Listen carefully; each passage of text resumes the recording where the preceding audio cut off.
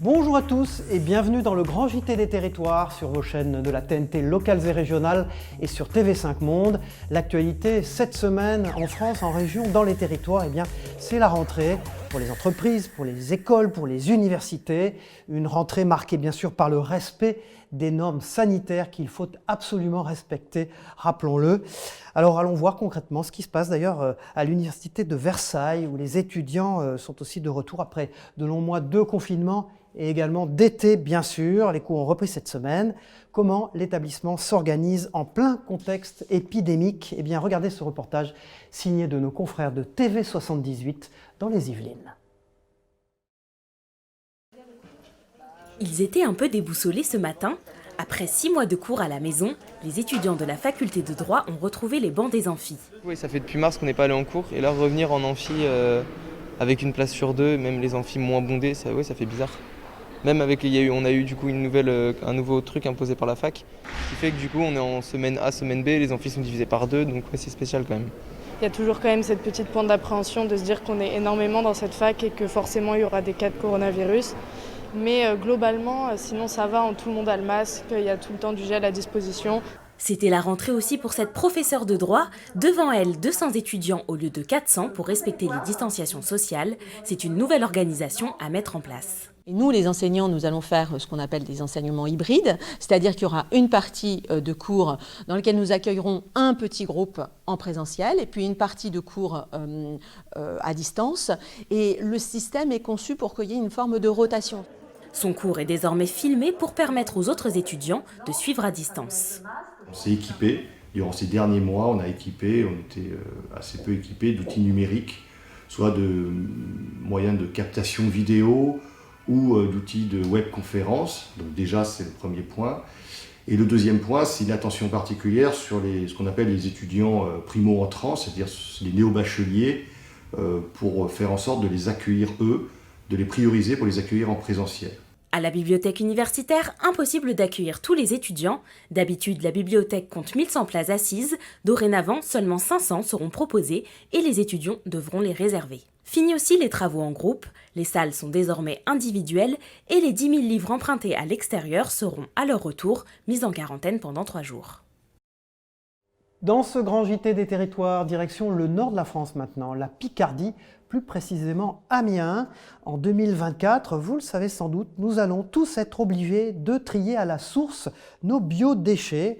Les entreprises comme les particuliers, certains d'ailleurs ont pris de l'avance déjà, l'association amiénoise Les Recyclettes collecte à vélo les déchets verts dans les restaurants et monte des projets de bacs collectifs à compost pour les particuliers ou les entreprises. Regardez ces explications de nos confrères de la chaîne WEO, la chaîne de la Voix du Nord. Ils font chauffer leurs mollets pour la revalorisation des déchets. Olivia et Charles de l'association Les Recyclettes pédalent dans les rues amiénoises pour aller récolter les biodéchets des restaurants pour ensuite les composter. Ce jour-là, 45 kilos ont été récoltés au Haddock Café. 45 kilos qui ne finiront donc pas dans la poubelle de l'établissement et qui seront compostés et donc recyclés. Le mois dernier, alors qu'on n'a pas fait un mois complet, on était déjà à 400 kilos de déchets alimentaires. Donc c'est énorme. Donc autant que ça serve à quelque chose. Les Recyclettes proposent ce service de collecte à vélo depuis début 2020 et travaillent aujourd'hui avec une dizaine de restaurateurs de la ville. Et presque 2 tonnes de biodéchets ont déjà été récoltés et ont continué leur vie dans ces bacs à compost du quartier Elbeuf. On est passé de épluchure de carottes, épluchure de pommes de terre, tout ça, à ça, de la terre en fait, de la terre pleine de bonnes choses. Un tiers du contenu de nos poubelles est composé de déchets compostables. Et pour les professionnels de la restauration, ce volume monte à la moitié de leurs poubelles. Et pour Olivia, cofondatrice de l'association, s'intéresser à leur revalorisation amène souvent l'envie de voir plus loin. Une fois qu'on a enlevé un tiers de sa poubelle, en fait, on regarde sa poubelle et on se dit en fait, qu'est-ce qui reste dedans et est-ce que je peux réduire davantage en optant pour des options réutilisables ou en se mettant à acheter en vrac. C'est un premier pas, on va dire, vers la réduction plus globale de ces déchets. Et en parallèle de leur service pour les professionnels, les Recyclettes veulent aussi sensibiliser les particuliers aux bienfaits du compostage. Ici, rue Lescouvet, l'association a installé un composteur collectif et 5 seront bientôt mis en place dans d'autres quartiers d'Amiens pour répondre à une demande croissante. On a été beaucoup contactés par des particuliers et particulières. C'est vraiment la sensation de répondre à un vrai besoin et de lancer des initiatives que les gens voulaient voir naître depuis longtemps. Notre but, voilà, c'est de sensibiliser au maximum et d'apprendre aux gens à faire eux-mêmes ou à faire avec les autres. Et d'ici 2024, chacun, particulier comme professionnel, devra trier ses biodéchets à la source. Et pour accompagner le plus grand nombre dans cette transition, les Recyclettes organisent de nombreux ateliers pour que composter devienne un geste citoyen et responsable, facile et accessible à tous.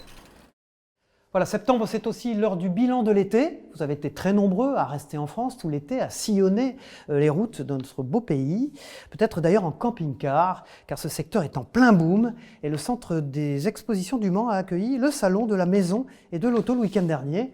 L'occasion de constater avec les professionnels la bonne santé de ce marché en plein boom, le marché des camping-cars donc. Toutes les explications avec ce reportage de LMTV de Sarthe. Regardez. Le camping-car, un secteur qui ne connaît pas la crise. Avec des dizaines de modèles présentés au salon de l'auto, c'est le produit phare de l'événement, largement plébiscité par les clients. C'est d'être tranquille avec ma femme, tous les deux, voyager, voir beaucoup de petits villages, partir à la semaine ou partir 2-3 semaines comme ça à voir. La crise du coronavirus semble avoir redistribué les cartes sur le type d'hébergement de séjour recherché par les Sartois. On a envie de changer un petit peu notre style de vacances, d'avoir des gens peut-être plus en sécurité par rapport à ce qui se passe actuellement, et puis de pouvoir avoir des vacances différentes avec les petits-enfants, pouvoir voyager, changer d'endroit régulièrement.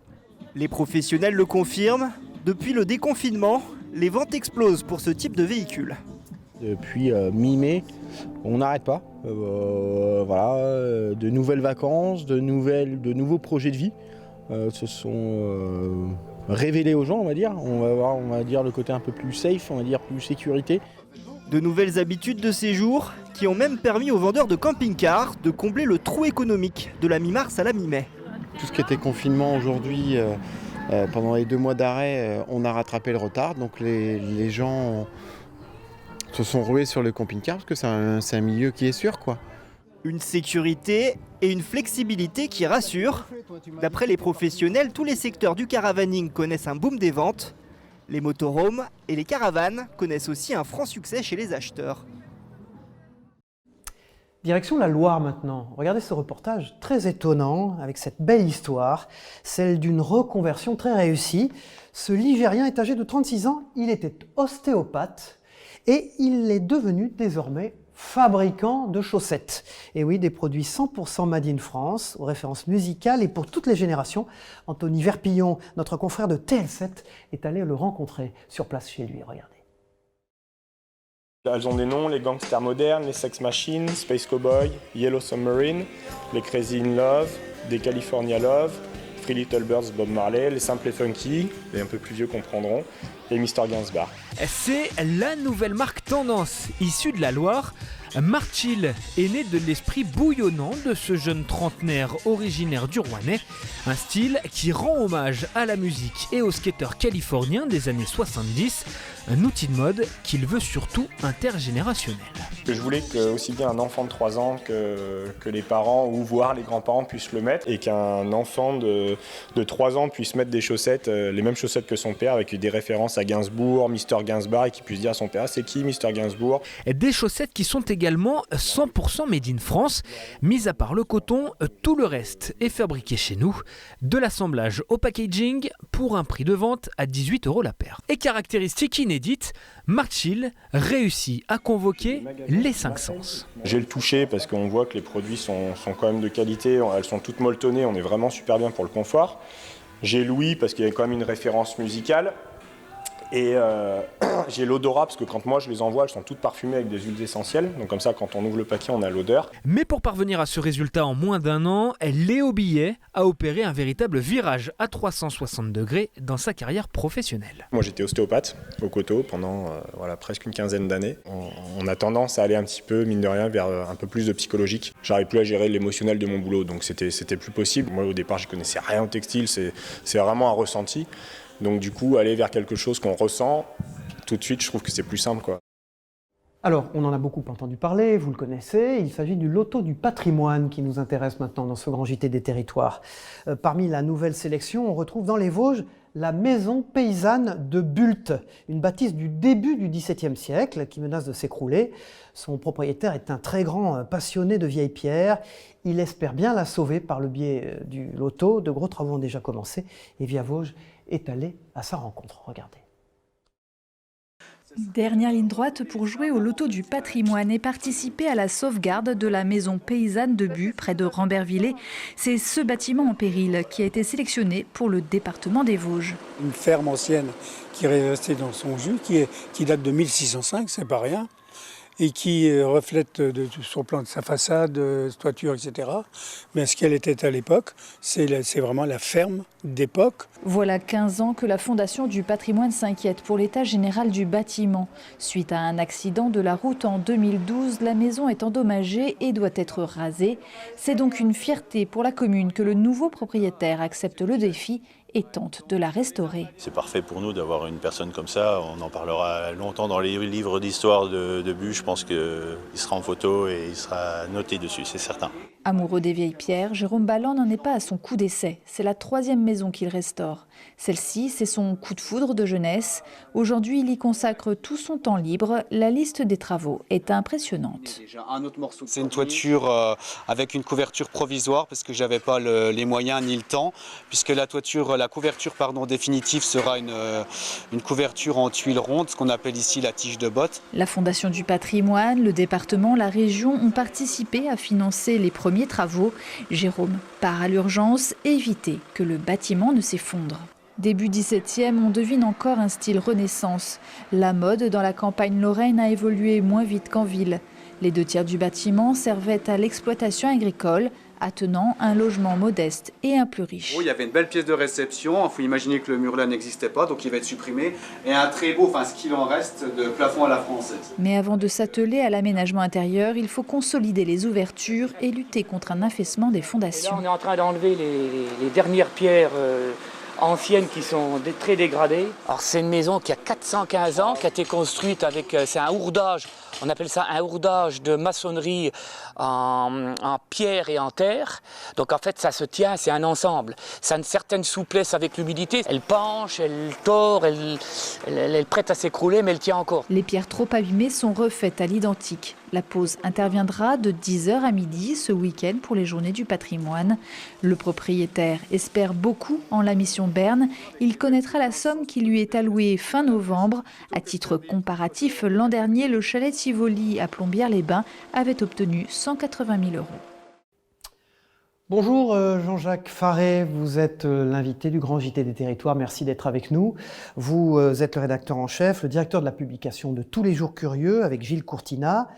C'est un magazine sorti cet été. Bizarrement, vu la tendance actuelle, c'est un magazine en papier qui est consacré à votre passion, la photo. Pourquoi avez-vous choisi le papier alors que tout le monde choisit le numérique ? Pourquoi avoir choisi le papier ? Alors, ce qui nous intéressait, c'était non pas de faire un magazine, mais plutôt une revue. La revue présente cet avantage d'être un petit format pour lequel on peut écrire de très longs papiers. Et nous, notre cœur de dispositif, c'était de faire parler les photographes, de les faire parler longuement, avec une belle impression, de montrer leurs images tout simplement, et de les faire parler. Voilà, pour moins de 10 €, c'est un magazine très éclectique avec un sommaire extrêmement varié. Vous traitez de la grippe espagnole, ça nous rappellera la crise sanitaire que nous venons de vivre. Vous parlez également des Gaulois réfractaires. Alors vous concluez qu'au fil des ans, c'est un pays, la France, qui ne change pas. C'est vrai ça ?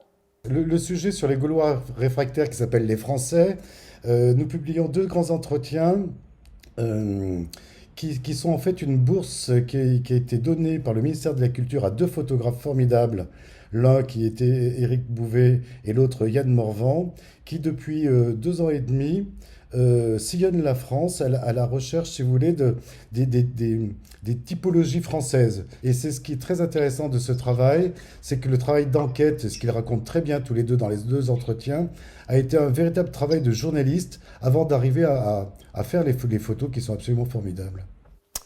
Jean-Jacques Faré, vous êtes un passionné de photos, bien sûr. Vous avez été très important au service photo de Libération pendant des années. On dit que la photo, c'est fini. On dit que les agences de presse ont rendu l'âme, que seuls 2 ou 3 groupes mondiaux se partagent maintenant les fonds photos mondiaux.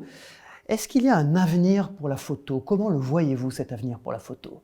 Il y a une nouvelle génération qui arrive avec de nouvelles armes, de nouveaux points de vue, qui ne cherchent pas à publier sur le papier, qui sont sur les réseaux, qui produisent des choses extrêmement intéressantes. Merci à vous, Jean-Jacques Faré. Merci à vous, Cyril Viguier. Voilà, on ouvre une page sport dans ce grand JT des territoires, surtout quand le sport se met au caritatif. Vous allez le voir, c'est le challenge Calvi-Monaco dont on va parler maintenant. Une course au long cours, plus de 22 heures de traversée, avec une princesse comme pilote, vous allez le voir. L'équipe Serenity, amenée par la princesse Charlène, l'épouse du prince Albert de Monaco, a été la première à franchir la ligne d'arrivée. Et via Télé Paese, nos confrères de Corse étaient sur place, regardez.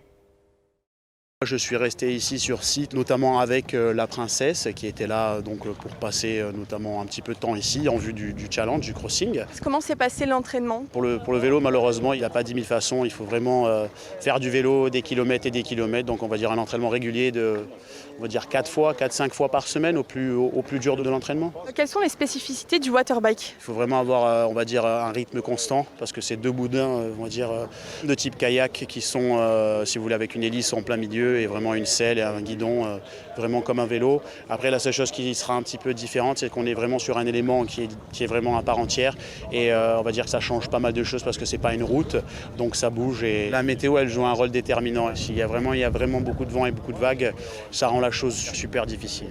Est-ce que la princesse est prête? Elle est super prête, elle est super positive et elle est prête à faire ce crossing. C'est que des sportifs de haut niveau, donc on va dire qu'ils ont l'habitude des événements un petit peu comme ça, donc sportifs de haut niveau concentrés à max. Je suis dans l'équipe Notorious avec le frère de la princesse, avec Gareth.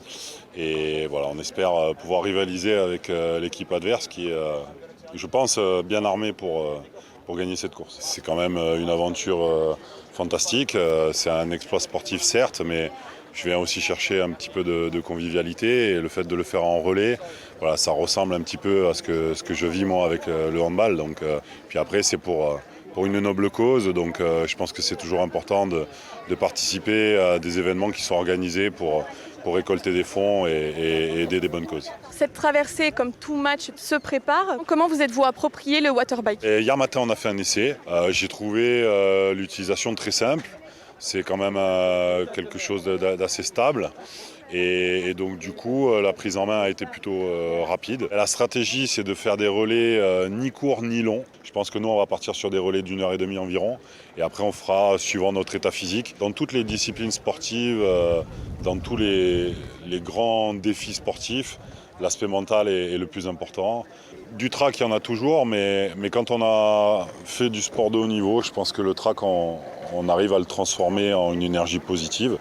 Il ne faut pas que ce soit quelque chose qui nous inhibe ou qui nous fasse, entre guillemets, perdre nos moyens. Alors peut-être que l'état de la mer pourra éventuellement à un moment nous déstabiliser, mais voilà, le bateau ne sera pas très très loin, on garde tous un œil sur chacun et je pense que voilà, avec un peu de bienveillance, ça va bien se passer.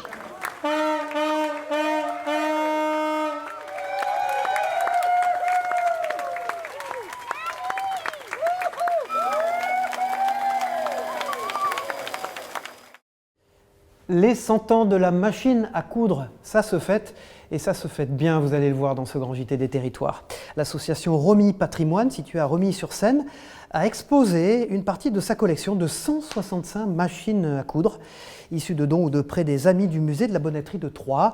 Nos confrères de Canal 32 nous font découvrir certaines de ces merveilles, vous allez le voir.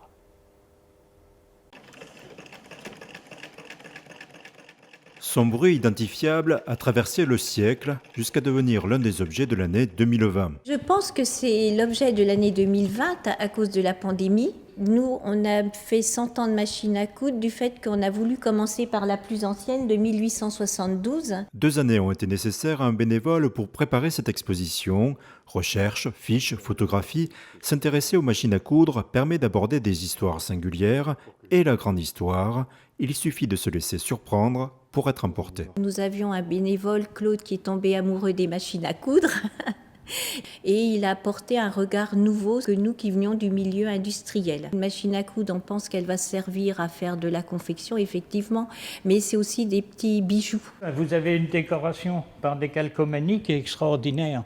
Vous avez également des incrustations en nacre pour attirer l'œil, l'achat sur la marque également. Cette machine a toujours été mon coup de cœur. Donc c'est une petite machine à coudre portable, très simple puisque le mouvement est fait ainsi pour pouvoir coudre.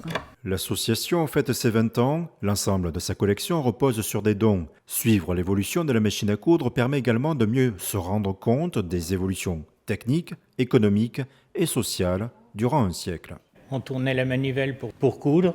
Ensuite, le pédalier, l'électrification. Vous avez des quartiers de Romilly qui ont reçu l'électricité, les derniers quartiers en 1950. Et sur le pédalier ici, vous avez le Pont-sur-Seine. De la machine régionale qui a totalement disparu à aujourd'hui. Les machines sont plus fabriquées en France, principalement à l'étranger, en Allemagne, et très souvent sont faites en sous-traitance en Chine. Mon père était maçon l'été et tailleur l'hiver. Et l'évolution du tailleur s'est un petit peu focalisée à ce moment-là pour disparaître dans les années 70. Ça revient énormément. Les enfants sont très doués de leurs mains. Ils sont captivés parce qu'ils se rendent compte qu'avec un petit morceau de laine ou ne serait-ce qu'avec un morceau de tissu, on est capable de créer des jolies choses.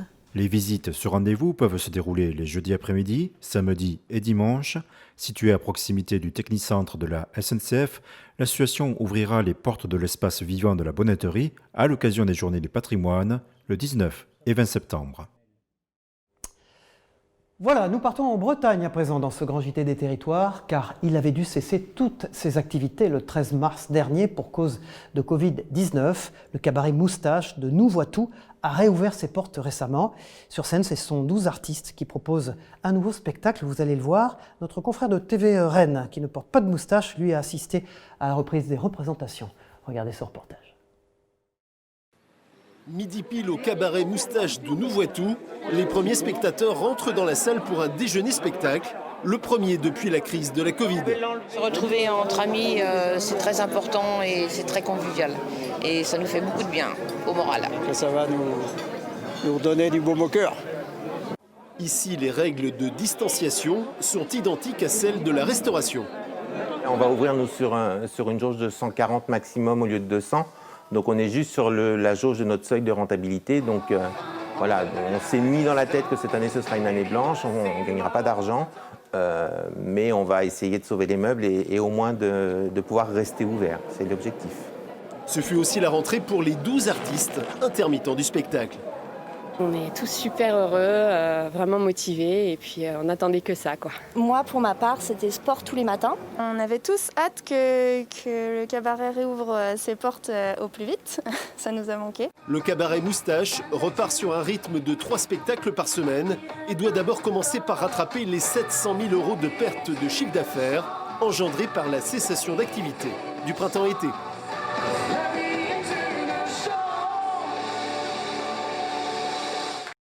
Voilà, dans ce grand JT des territoires, nous soulignons aussi les initiatives de nos confrères, souvent de la presse écrite, qui prennent le temps de regarder ce qui se passe dans nos territoires, dans nos belles régions françaises. C'est le cas ce mois-ci du numéro 2 de Bien à la campagne, un magazine du groupe Reward Media qui nous incite parfois à abandonner les villes, si on le peut, pour aller s'installer à la campagne. C'est le cas de ces témoignages de ce couple qui s'est installé dans le Gers, dans ce numéro 2 donc de Bien à la campagne, et puis également de ce qu'il faut planter en cette saison dans votre jardin. Ce magazine Bien à la campagne donc a pour vocation de regarder de quelle manière on peut peut-être vivre un peu autrement. Bien à la campagne, nous soulignons cette initiative dans le grand JT des territoires. Voilà, et puis je signale les 2 éditions locales du magazine Le Point cette semaine qui sont fort bien faites. L'une consacrée à Toulouse, comme vous le voyez sur cet écran, c'est la une que vous voyez. Toulouse, avec ce décollage d'un Airbus Beluga de l'aéroport de Toulouse-Blagnac. Un joli petit Airbus avec une tête de dauphin qui sourit, elle est amusante cette une, avec un sujet très fort, principal, l'aéronautique qui prépare la reprise, et puis également un sujet sur l'alimentation, le pari du local, les circuits courts. Le Point vous donne évidemment toutes les indications, vous qui aimez évidemment bien manger localement à Toulouse. C'est donc 36 pages en fin de journal consacrées à Toulouse par l'édition locale du Point. Et puis une deuxième édition locale, vous la voyez sur votre écran, Les Secrets de Nice. Et c'est une magnifique une dans l'église orthodoxe grecque de Saint-Cypridon. Et c'est les bons plans pour s'évader à l'heure du Covid à Nice qui vous sont racontés par les équipes locales et nationales du Point. Le Point édition locale qui est dirigé par Jérôme Cordelier, qui est également le rédacteur en chef du service politique de ce grand magazine d'information. Nous le recevrons d'ailleurs dans une prochaine édition du Grand JT des Territoires. Voilà, fin de cette édition. Je vous retrouve évidemment tout bientôt sur vos chaînes de télévision locales et régionales de la TNT, ainsi que sur TV5 Monde. Au revoir à tous et à très vite.